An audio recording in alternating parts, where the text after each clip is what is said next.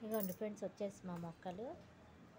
ఇదిగోండి రోజు ఇదేమో పెద్దదవుతున్నది, ఇదేమో వైట్ రోజు చామంతి. ఇవి ఇంకా పెట్టలేదు ఫ్రెండ్స్, పెట్టాలి. ఇదిగోండి ఒక్కటైతే వచ్చేసి పెట్టాము. ఇదిగోండి ఎల్లో కలర్ గులాబీ, ఇదైతే పెట్టేశాను. రోజు వాటర్ అవి వేస్తూ. ఇదైతే వచ్చేసి ఇదిగోండి కలబంద మొక్క.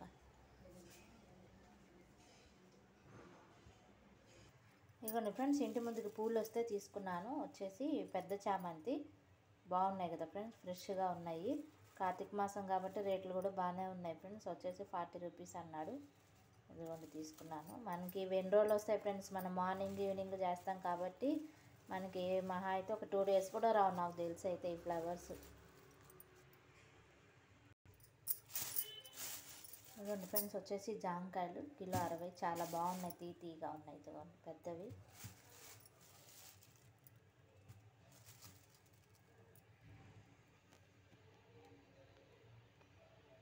ఇదిగోండి ఫ్రెండ్స్ ఇవైతే వచ్చేసి బిల్వపత్రాలు. నిన్న మనం పూజ చేసుకున్నాం కదా, కార్తీక పౌర్ణమి కదా కాబట్టి సోమవారాలు, అప్పుడు మనం బిల్వపత్రాలతో పూజ చేసుకుంటాం కదా.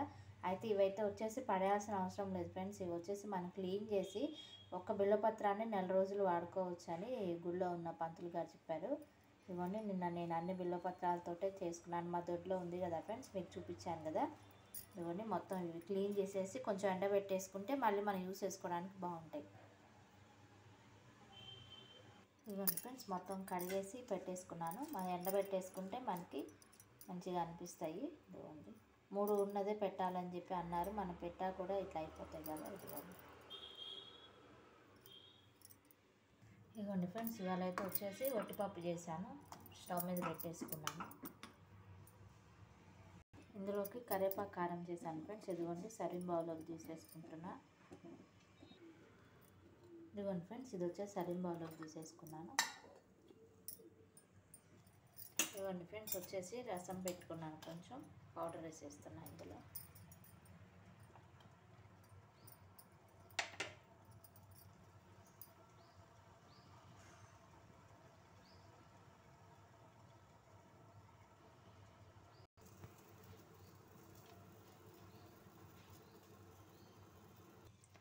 ఇదిగోండి ఫ్రెండ్స్ వచ్చేసి చారు మరిగిపోయింది కదా,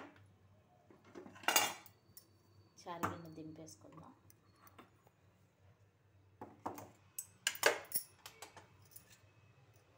పాలు పెట్టేసుకున్నాను స్టవ్ మీద. ఇందులో రైస్ పెట్టేసుకున్నాను ఫ్రెండ్స్, బియ్యం కడిగి పెట్టేసుకున్నాను, పాలు కూడా పెట్టేసుకున్నాను. ఇదిగోండి ఫ్రెండ్స్ వచ్చేసి తోటకూర నేను వచ్చేసి పోపు వేసుకుంటున్నా, పొడి కూర అంటారు కదా, తరిగేసి పెట్టేసుకున్నాను. పచ్చిమిరపకాయలు, తోటకూర, ఇందులో ఉల్లిపాయలు కూడా వేసుకొని పోపు వేసుకుంటే బాగుంటుంది. ఈ తోటకూర అంతా క్లీన్ చేసేసుకున్నాను ఫ్రెండ్స్ వచ్చేసి నీట్గా.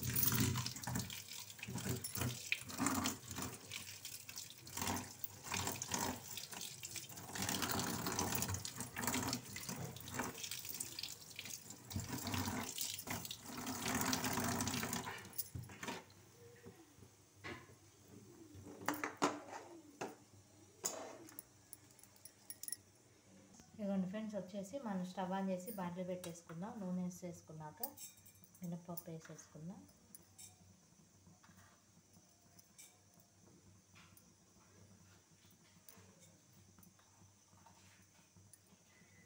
ఆవాలు, జీలకర్ర. ఇదిగోండి ఫ్రెండ్స్ ఇవి వేగుతున్నాయి కదా, వేగుతున్నప్పుడే మనము తరిగి పెట్టుకున్న పచ్చిమిరపకాయలు వేసేసుకున్నాం.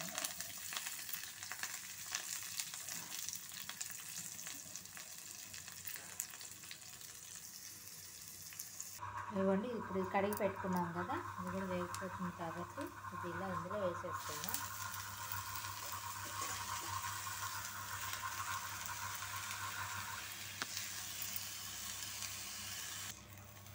ఇవ్వండి ఫ్రెండ్స్ దగ్గర పడ్డాక పసుపు, కొంచెం ఉప్పు వేసేసుకుంటే సరిపోతుంది.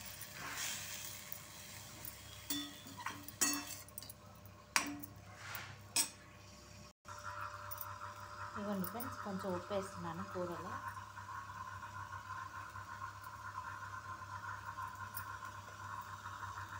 ఇదిగోండి ఫ్రెండ్స్ ఒక కప్పు టీ పెట్టుకున్నాను తాగుదామని చెప్పేసి. ఇవ్వండి రైస్ కూడా పెట్టేశాను. కొంచెం వాటర్ ఉంటాయని స్టవ్ మీద పెట్టుకున్నాను. అవుతున్నది రైస్. ఇదిగోండి ఫ్రెండ్స్ వచ్చేసి కర్రీ కొంచెం దగ్గర పడింది.